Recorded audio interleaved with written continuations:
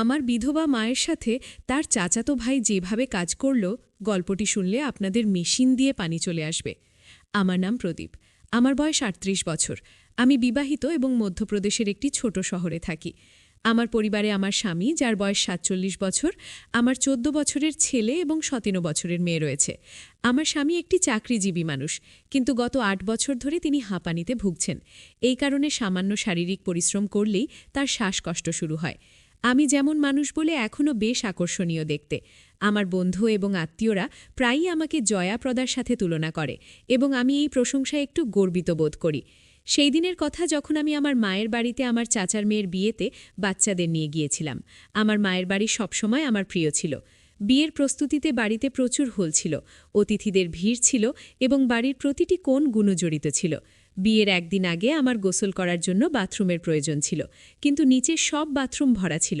বাধ্য হয়ে আমাকে ছাদে তৈরি বাথরুমে যেতে হয়েছিল। সেখানে পৌঁছে আমি দেখলাম বাথরুমের দরজা ভিতর থেকে বন্ধ। আমি জিজ্ঞাসা করলাম, ভিতরে কে? উত্তর এলো, দিদি আমি সুরজ, শুধু ২ মিনিট। সুরজ আমার চাচাতো ভাই, আমার চাচার ছেলে, ২৮ বছরের যুবক যে চাকরি করে। কিছুক্ষণ পরে সুরজ দরজা খুলল। সে তোয়ালে জড়িয়েছিল এবং তার কাপড় তার হাতে ছিল। যেই সে বের হল, তার পা পিছলে গেল এবং সে ধরাম করে পড়ে গেল। পড়ার সাথে সাথে তার তোয়ালে ওপরে উঠে গেল।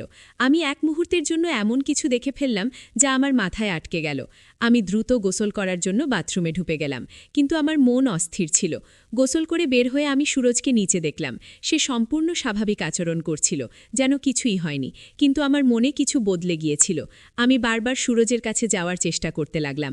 তার দৃষ্টি আকর্ষণ করার জন্য আমি তার আশেপাশে থাকতাম, তাকে স্পর্শ করার অজুহাত খুঁজতাম, কিন্তু সুরজ সম্ভবত কিছুই বুঝতে পারছিল না। তার সরলতা এবং অজ্ঞতা আমাকে আরও অস্থির করে তুলছিল। আমি সেই মুহূর্তটি ভুলতে পারছিলাম না। বিয়ে খুব ধুমধাম করে হয়ে গেল। ২ দিন পরে বাড়ির বড়রা চাচার মেয়েকে প্রথমবার তার শ্বশুর বাড়ি রেখে আসতে গেল। বাড়িতে এখন কয়েকজন মহিলা অতিথি। আমার বাচ্চা এবং সুরজ ছাড়া কেউ ছিল না। বিয়ের হুলের পরে বাড়িতে কিছুটা শান্তি ছিল। সন্ধ্যা ৮টা বাজে। সবাই খাবার খেয়ে ফেলেছে। আমার মেয়ে এবং বাকি মহিলারা একটি ঘরে ঘুমানোর প্রস্তুতি নিচ্ছিল। আমাকে এবং আমার মেয়েকেও সেই ঘরেই ঘুমাতে হবে। আমার ছেলে অন্য ঘরে খাটে শুয়ে টিভি দেখছিল। সে সেখানেই ঘুমায়। সুরজ খাবার খেয়ে বাইরে ঘুরতে গিয়েছিল। আমি আমার ছেলের কাছে গেলাম এবং তার বিছানায় অর্ধশায়িত হয়ে টিভি দেখতে লাগলাম।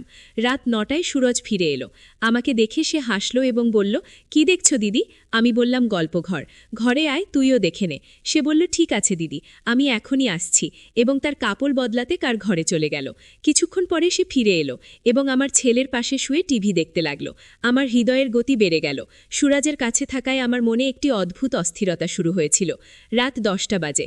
আমার ছেলে বলল, মাম্মি এই লাইট বন্ধ করে দাও, আমার ঘুম পাচ্ছে। তোমার এই শ্বাস বউয়ের ড্রামা অনেকক্ষণ চলবে। আমি জানি তুমি পুরো দেখে তবে ঘুমাবে। এটা শুনে আমার হাসি পেল এবং সুরজও হাসতে লাগল। সে বলল, হ্যাঁ দিদি, লাইট বন্ধ করে দাও, আমার চোখও ভারী হয়ে আসছে, আমি শীঘ্রই ঘুমিয়ে পড়ব। আমি বললাম, ঠিক আছে, এবং উঠে লাইট বন্ধ করে দিলাম। তারপর সেই বিছানায় আমার ছেলের পাশে শুয়ে টিভি দেখতে লাগলাম। এখন দেয়ালের দিকে সুরজ ছিল, তারপর আমার ছেলে এবং তারপর আমি। কিছুক্ষণ পরে আমার ছেলে ঘুমিয়ে পড়ল। কিছুক্ষণ পরে সুরজের চোখও বন্ধ হয়ে গেল। আমি ইচ্ছাকৃতভাবে তাকে তার ঘুম থেকে জাগাইনি। টিভির আওয়াজ আমি একদম কমিয়ে দিলাম। কিছুক্ষণ আর অপেক্ষা করার পরে আমি চুপি চুপি উঠে পাশের ঘরে গিয়ে দেখলাম আমার মেয়ে এবং বাকি অতিথিরা গভীর ঘুমে ছিল। আমি ফিরে এলাম, নাইট বাল্ব জ্বালালাম, টিভি বন্ধ করলাম এবং আমার ছেলের পাশে শুয়ে পড়লাম। প্রায় আধ ঘন্টা অপেক্ষা করার পরে আমি আবার পরিস্থিতি যাচাই করলাম। সবাই গভীর ঘুমে ছিল, সুরজও ঘুমাচ্ছিল। আমার মনে একটি ঝড় উঠছিল। আমি সুরজকে দেখছিলাম এবং আমার হৃদয়ের গতি থামছিল না। সেই রাতে আমার মনে কি চলছিল এটা সম্ভবত আমি নিজেও পুরোপুরি বুঝতে পারছিলাম না, কিন্তু সেই মুহূর্তে আমার ভেতরের আকাঙ্ক্ষা আমাকে অন্য কিছু ভাবতে বাধ্য করছিল। সেই রাতে যখন ঘরে নিস্তব্ধতা ছড়িয়ে পড়েছিল এবং নাইট বাল্বের মৃদু আলো ঘরকে এক রহস্যময় পরিবেশ দিচ্ছিল, আমার মন অস্বাভাবিকভাবে অস্থির হয়ে উঠছিল। সুরজ গভীর ঘুমেছিল, তার শ্বাস প্রশ্বাস সমানভাবে চলছিল। আমার ছেলেও পাশে ঘুমাচ্ছিল এবং পাশের ঘরে আমার মেয়ে এবং অন্যান্য অতিথিরাও ঘুমের কোলে ছিল। আমি বিছানায় শুয়েছিলাম, কিন্তু ঘুম আমার চোখ থেকে মাইল দূরে দূরে ছিল। সুরজের মুখ, তার সেই নির্দোষতা এবং সেই অজানা মুহূর্ত যা আমি বাথরুমের বাইরে দেখেছিলাম, তা আমার মাথায় বারবার ঘুরছিল। আমি ধীরে ধীরে পাশ ফিরলাম এবং সুরজের দিকে তাকালাম। তার মুখ নাইট বাল্বের আলোতে হালকা হালকা জ্বলছিল। আমার মনে এক অদ্ভুত অস্থিরতা ছিল। আমি জানতাম আমি যা ভাবছি তা ভুল। আমি একজন বিবাহিত মহিলা, 2 সন্তানের মা এবং সুরজ আমার চাচাতো ভাই। কিন্তু সেই মুহূর্তে আমার হৃদয় এবং মনের মধ্যে এক যুদ্ধ চলছিল। আমার আকাঙ্ক্ষা আমাকে কিছু করতে উৎসাহিত করছিল এবং আমার বিবেক আমাকে থামাচ্ছিল। আমি ধীরে ধীরে আমার জায়গা থেকে ওঠার চেষ্টা করলাম, কিন্তু আমার ছেলে হালকা নড়ে উঠল। আমি থেমে গেলাম। ভয়ে আমার শ্বাস যেন বন্ধ হয়ে গেল। কিছুক্ষণ অপেক্ষা করার পরে যখন আমি নিশ্চিত হলাম যে সে আবার গভীর ঘুমে আছে, আমি সাহস জোগালাম এবং ধীরে ধীরে বিছানা থেকে উঠলাম।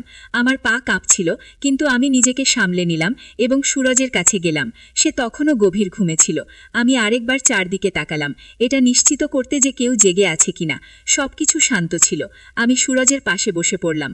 আমার হাত কাঁপছিল। আমি ধীরে ধীরে তার কাঁধ স্পর্শ করলাম, যেন তাকে হালকা নাড়া দিয়ে দেখতে চাইলাম, কিন্তু সে জাগল না। আমার মনে এক ঝড় বয়ে যাচ্ছিল। আমি নিজেকে গালি দিতে শুরু করলাম। প্রদীপ, তুমি কি করেছ? তুমি সবকিছু ঝুঁকিতে ফেলেছ। সেই রাতে আমি ঘুমাতে পারিনি। সকাল হওয়া পর্যন্ত আমি আমার চিন্তায় ডুবেছিলাম। পরের দিন সুরজ আমার সাথে স্বাভাবিকভাবে কথা বলল, যেন কিছুই হয়নি। কিন্তু আমার মনে এক গভীর বোঝা ছিল। আমি জানতাম আমি একটি ভুল করেছি এবং এখন আমাকে তার বোঝা সারা জীবন বহন করতে হবে।